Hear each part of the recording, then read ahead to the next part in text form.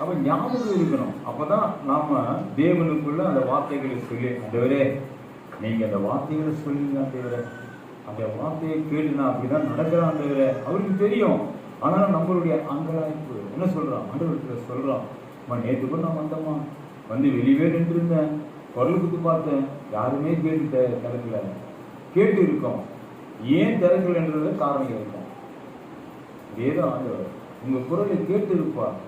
அவர் ஏன் பதில் கொடுக்கலன்னா சில காரியங்கள் உங்களுக்குள்ள இருக்கும். அவருக்கு பிடிக்காத காரியம், அவருக்கு அருவருப்பான காரியம், இதெல்லாம் நீங்க உணர்ந்தாதான் கிறிஸ்துக்குள்ள நாம எப்படி இருக்கணும்னு. நிறைய பேர் இப்ப ஏன் வரும், ஒரு வியாபாரம் பண்றாங்க, ஏதோ வாங்கி வியாபாரம் பண்ணணும். வியாபாரம் பண்றது அது எல்லாமே விற்று நமக்கு ஒரு 100-200 லாபம் வரும்.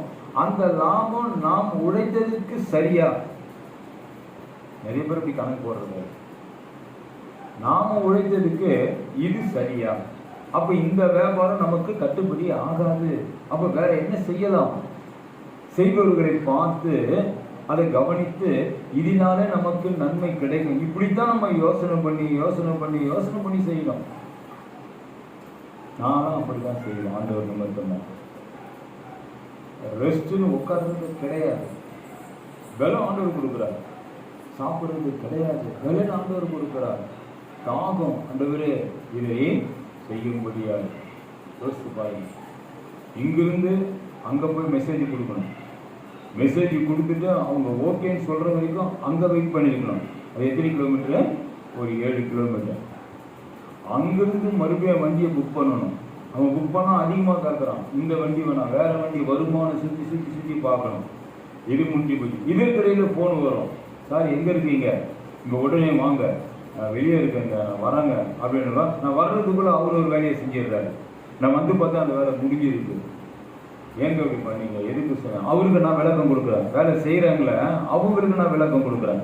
இது இப்படி இருக்கும், இது இப்படி இருக்கும், இதை பண்ணணும். அவன் பெஜராயிடறான், ஏடா இந்த ஆள் இதுகிட்ட சொன்னா இதெல்லாம் சொல்லி பண்ணான். சொல்றது கரெக்டு, நீ சொல்றது தப்புன்னு அவங்க சொல்லவே மாட்டாங்க.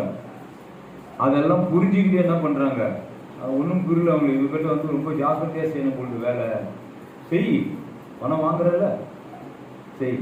அவரை பார்க்கணும். அவரு முடிச்ச போனவொடனே ஒரு மெக்கானிக்கை போய் பார்க்கணும். அந்த மெக்கானிக் இந்த பொருளை போய் வாங்கிட்டு வாங்குவாரு. இதெல்லாம் ஒரே நாள் நடக்குது.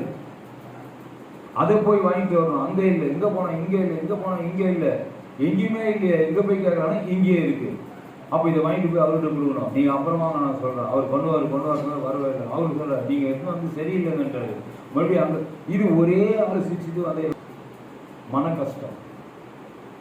ஆனாலும் கூட ஆண்டவரே சொல்ற எல்லாவற்றையும் நேர்த்தியை ஆகும்படி தேவன் என்னோட கூட இருந்து என்ன பண்ற ஒத்தாசை பண்றதுனால எல்லா காரியமும் சரி. இன்னைக்கு ஒருத்தர் வரன்னு சொன்னாரு, ஆனா எனக்குள்ள ஆவியானவரை அவங்க எப்போ வராங்கன்னு பண்ணி ஃபோன் பண்ணாத, சரிங்கப்பா மெயினா ஒயரை மட்டும் வலிச்சு விடு, அவ்வளவுதான். அவங்க எப்போ வராங்களோ பார்த்தேன். நான் அப்படியே விட்டேன், ஃபோன் பண்ணி எதுவுமே பண்ணல.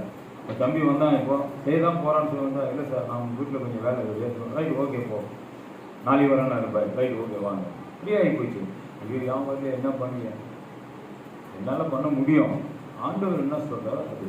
அப்படிதான் நம்ம ஆண்டவருக்கு செவி கொடுத்து காத்திருந்து அவர் சொல்லும் வார்த்தைகளை கேட்டு உணர்ந்து அதை புரிந்து அறிந்து செயல்படும் பொழுது நாம செய்கிற காரியம் வந்து ரொம்ப லகுவா இருக்கும்.